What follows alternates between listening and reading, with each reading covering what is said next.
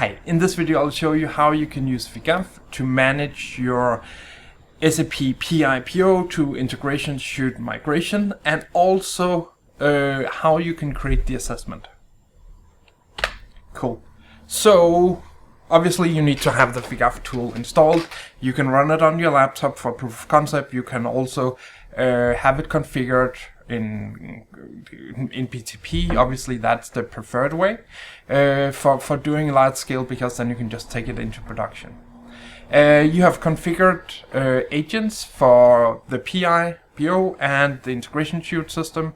You have synchronized the content that exists there, and then you can skip the integration or cloud integration if you just want to see how it works, and I'll show you those things. And then the idea is we will go in, we will create the source line, select one of the source systems, we will add the target in our cloud integration, and then also add the production one. This would allow us to actually see if an iFlow has been moved into production. We do not accept virtual names for productive here, just so it needs to be the same name. That's what we're checking for here. And then we have the migration overview that give you an overview of your migration, what has been migrated, what has not been, what do we have test cases for, etc. But let's get started. Okay, first off is we go to our migration overview here. We can see we do not have any agents at the moment. We would select a D agent here, and here we would select our target system, and we can select our productive one. Production here, they need to have a production flag, and it is not a required one. If you want to create a fake agent, you just go to the agent here, you select create agent, you select CPI,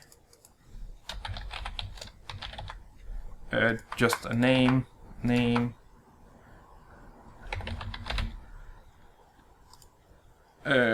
dope. Let's see if it works. Fake. So now we have a fake. We can then use that one in our configuration here and instead. But now we have a real one that's a lot easier. So use the fake if you have not connected to the CPI, and that is a larger process. The thing you can then do is you have this migration assessment. Here you can select generate report. If you do not have any data, you can press synchronize. Select the system, press synchronize, then it will synchronize all the different objects that is needed. Once we've done that, we can select on generate report, and here we can select where we want the statistics. Is it current month or the last month? Since it is the 3rd of February, I would use the last month because I think that is what gives us the most representative data. And we can then open this, and we can see this is the report that we are creating, and we do have a lot more about how to go through and what you can actually see in this one. So I do like to set up filters here, add filter.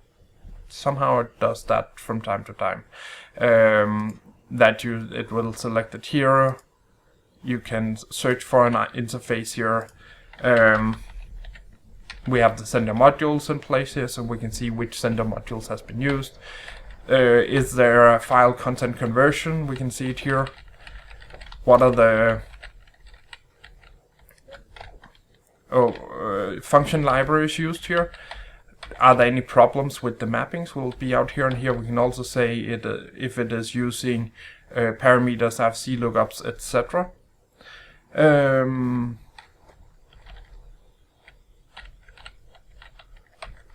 And I think we are actually in this one, because we set it up to skip SAP object, I think we may be missing one important factor here. So it is not showing us our RFC lookups here.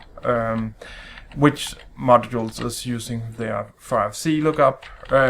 Here we can see the payload data that this interface has been processed 1,200 times over the last, in the last month. We can see number of failures, etc. All of this is just something that makes it easier for you to manage this this setup.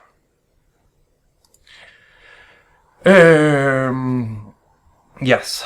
So that is what I wanted to cover with this, and we'll go into details about creating test cases, etc. But in general, the idea is that you would select an interface here.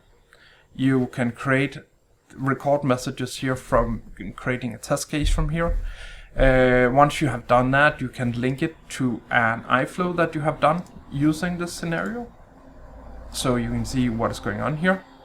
Do we have any test cases for this scenario? We already created that in our one of the previous one for this specific interface, and we can see it is not in production. So this just gives you a lot of capabilities to manage the project, see what's going on. And if you look back at the report, there's also a tab here where you can see what are the PI object and what data exists for this. So it's easy for you to see what has been migrated as a part of this. So this is the overview. We will also in the next video cover creating test cases on the PI system.